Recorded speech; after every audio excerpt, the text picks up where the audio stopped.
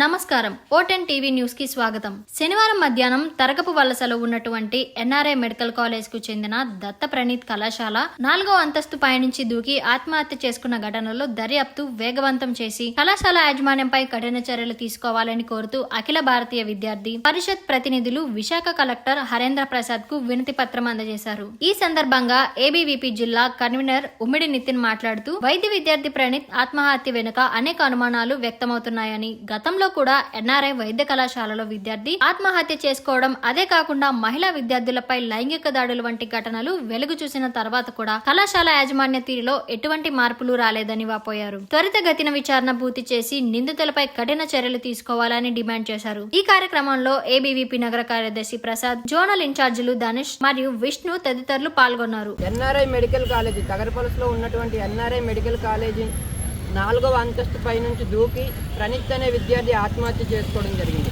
ఆత్మహత్యకు గల కారణాలు ఏంటి అంటే, తనని క్లాస్ రూమ్లో ఎవరైతే ఫ్యాకల్టీ ఉన్నారో ఇన్సల్ట్ చేసి మాట్లాడడం, తన ల్యాబ్ మార్క్స్ అవి తన ఎడ్యుకేషన్ పరంగా తనని ఒత్తిడి చేయడం, ఇవన్నిటిని చూసి తను బాగా చదువుకునే విద్యార్థి 4వ అంతస్తు మీద నుంచి దూకి ఆత్మహత్య చేసుకున్నాడు.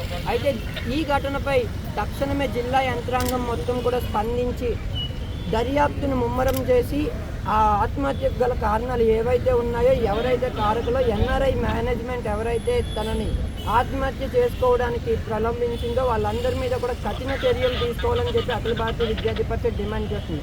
అయితే మనం చూసుకున్నట్టయితే గతంలో కూడా ఈ ఎన్ఆర్ఐ మేనేజ్మెంట్ ఏదైతే ఉందో మెడికల్ కాలేజీ, గతంలో ఇంతకు ముందు అక్కడ ఉండే ఒక హెచ్ఓడి తుమ్మల నాగేశ్వరరావు అనే హెచ్ఓడి 3 మహిళా విద్యార్థుల మీద సెక్షువల్ హెరాస్మెంట్ చేసిన కేసు అఖిల భారతీయ విద్యార్థి పరిషత్ వరకు వస్తే మేము వెళ్ళి దిశ పోలీస్ స్టేషన్లో కంప్లైంట్ ఇచ్చి ఆయన్ని అరెస్ట్ చేయించడం జరిగింది.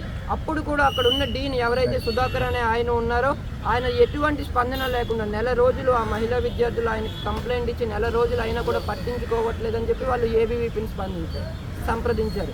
అయితే అంతకుముందు కూడా ఇంకొక విద్యార్థి ఆత్మహత్య చేసుకున్నారు. ఆ తర్వాత మేము అక్కడ ఉన్న మెడికల్ కాలేజ్ స్టూడెంట్స్తో మాట్లాడితే వాళ్ళు చెప్పింది ఏంటంటే, ఆ యాజమాన్యం ఎవరైతే ఉన్నారో వాళ్ళు విద్యార్థులు ఎవరైతే ల్యాబ్ మార్క్స్ కోసమని, హాల్ టిక్స్ కోసమని, ఇంకొక విధంగా ఎవరైతే ఫ్యాకల్టీకి సపోర్ట్ చేయట్లేదు లేదా కోఆపరేట్ చేయట్లేదు అనే విద్యార్థులు అందరినీ టార్గెట్ చేసి ఒక 20 మంది విద్యార్థులని ఇలానే మానసికంగా హింస పెడుతున్నట్టు మాకు తెలిసింది.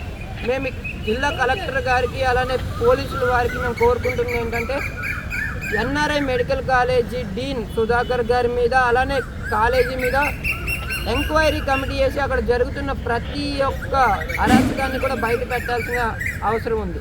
అలానే ఈ ఆత్మహత్య ప్రణీత్ ఆత్మహత్య యొక్క ఎవరైతే కారకులు ఉన్నారో వాళ్ళందరికీ కూడా కఠిన చర్యలు తీసుకొని ప్రణీత్ ఆత్మకు శాంతి చేకూరేలా చేయాలి. భారత్ మాతాకి జై.